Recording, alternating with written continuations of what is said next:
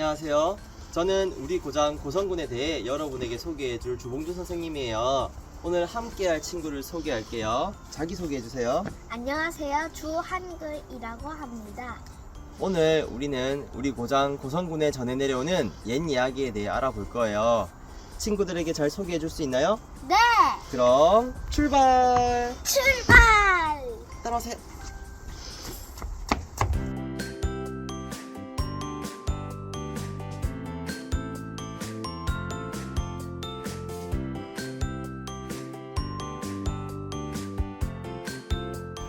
한글아, 오늘은 우리 둘레길을 걸을 거예요.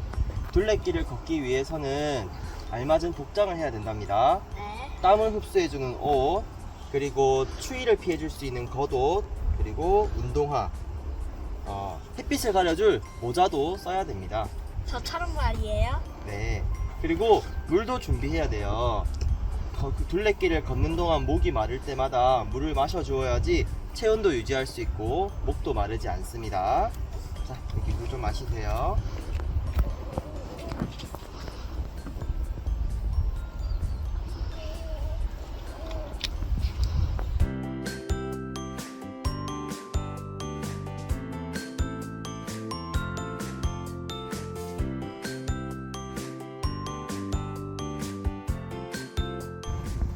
한글아, 오늘 선생님이 한글이에게 월이라는 사람에 대한 옛 이야기를 들려줄 거예요. 한글이는 월이라는 이름을 들어본 적이 있나요? 뭘이요? 처음 듣는데요. 월이는 옛날에 우리 고성에 살았던 인물인데 사실 정확하진 않아요. 그런데 우리 고성에는 월이와 관련된 여러 장소들 이름들이 남아 있답니다. 오늘 선생님이 한글이에게 월이와 관련된 옛 이야기를 들려줄게요. 네.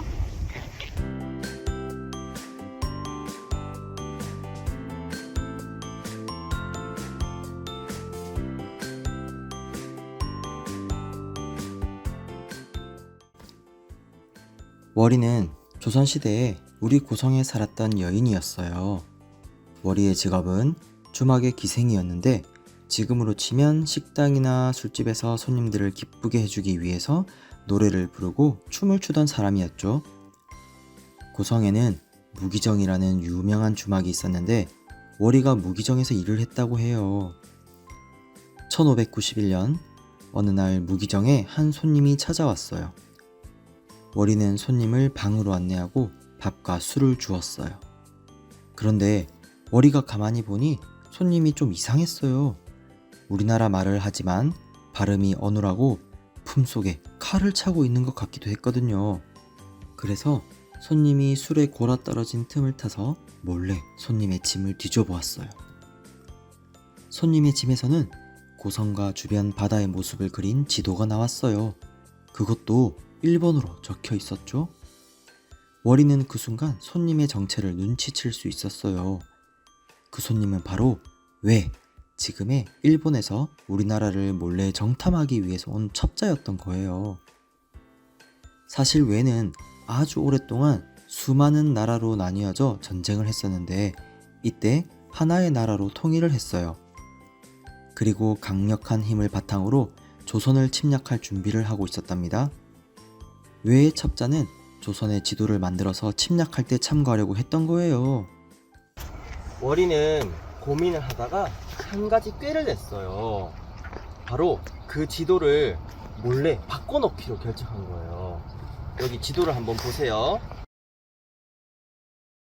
여기가 옛날에 서소포예요. 막혀있죠? 네. 그리고 저 너머에 가면은 죽도포라는 곳이 있어요. 월이는 몰래 붓으로 두 곳을 연결해서 마치 바다가 이어진 것처럼 만들었답니다. 그리고 나서 고친 지도를 다시 몰래 그 외의 첩자의 짐 속에 넣어두었어요.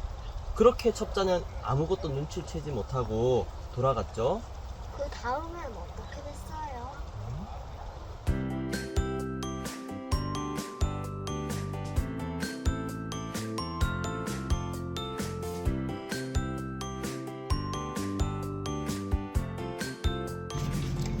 1년 뒤 1592년에 결국 외는 조선을 침략했어요.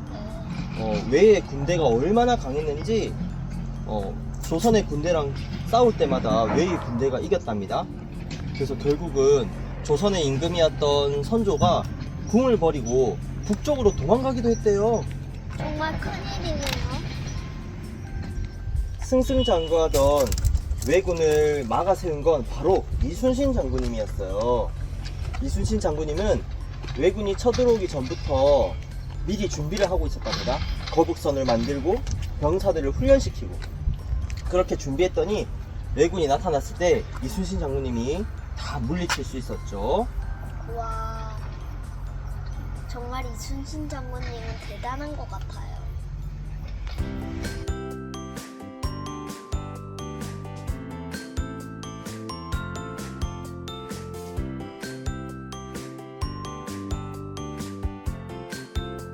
한글아, 1592년에 이순신 장군님이 이제 왜군이 나타났다는 소식을 들은 거예요. 네. 바로 여기 당항포 쪽에 나타났다는 소식을 들으셨어요. 왜군의 배가 26척 정도 됐거든요. 그래서 이순신 장군님이 주변에 있는 다른 우리 수군들을 모아서 50척 정도를 이끌고 왜군을 쫓기 시작했어요. 이순신 장군님이 50척의 배를 이끌고 이렇게 나타나니까 왜군이 깜짝 놀라서 저쪽으로 도망을 간 거예요. 근데 저기는 막혀 있잖아요. 그래서 이순신 장군님이 이렇게 배로 포위해가지고 왜군들을 물리칠 수 있었어요. 그런데 왜군들은 왜 저기 막혀 있는 곳으로 도망을 갔을까요? 머리가 붓으로 그렸기 때문 아닐까요? 정답! 머리가 붓으로 여기 바다부터 저기 바다까지 연결되어 있다고 표시를 해놓으니까 왜군들은 길이 있는 줄 알고 간 거예요. 근데 알고 봤더니 길이 없었던 거죠.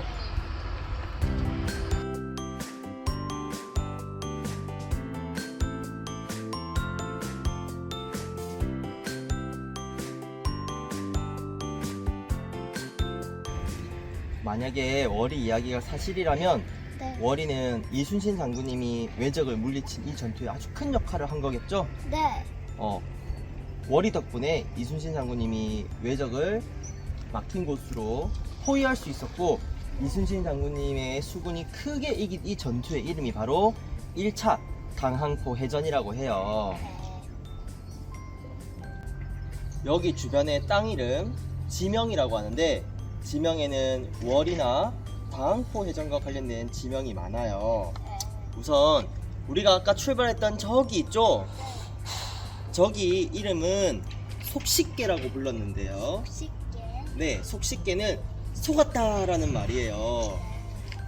지도를 보고 길이 있는 줄 알고 갔던 왜군이 저기에서 월이한테 속았다라고 해가지고 속식계라고 불렀다고 해요. 이번에는 저쪽 여기 다리 건너서 저쪽 편에는 왜군이 도망치던 곳이다 해서 도망계라고 불렀고요. 도망갔던 왜군을 잡은 곳은 자반계. 그리고 도망치던 왜군들을 죽였더니 피가 골짜기로 흘러내렸다고 해서 거기는 핏골이라고 불렀어요. 당항포해전과 관련된 지명이 정말 많죠?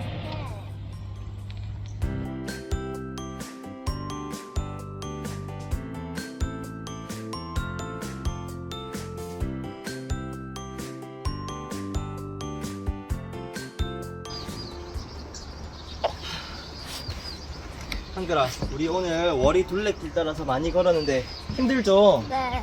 이제 마지막 장소에 대해서 알려줄게요. 네.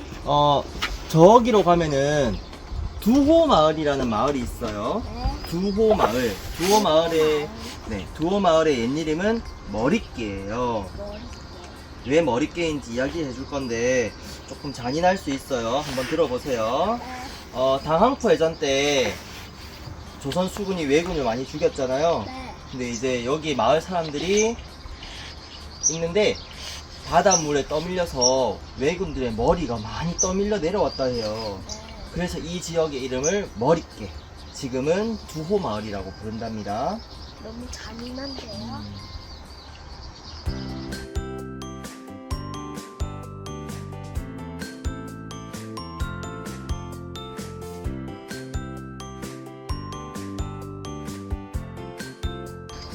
사람이 사람을 죽이는 전쟁은 정말 참혹해요. 하지만 우리나라를 침략해온 외적에 맞서서 목숨을 바쳐 싸웠던 우리 선조님들 덕분에 우리가 지금 행복하게 살 수 있는 것 같습니다. 우리는 감사하는 마음을 가져야 해요. 네. 우리 오늘 우리 고성의 옛 이야기와 관련된 여러 지명들 알아보았습니다. 월이 이야기, 당항포 해전 이야기. 당항포 회전이야. 한글이 오늘 우리 둘레길을 걸으면서 옛 이야기를 들어보니까 어땠어요? 재밌었어요. 네, 그러면 우리 다음 시간에 또 만나요. 또 만나요. 안녕.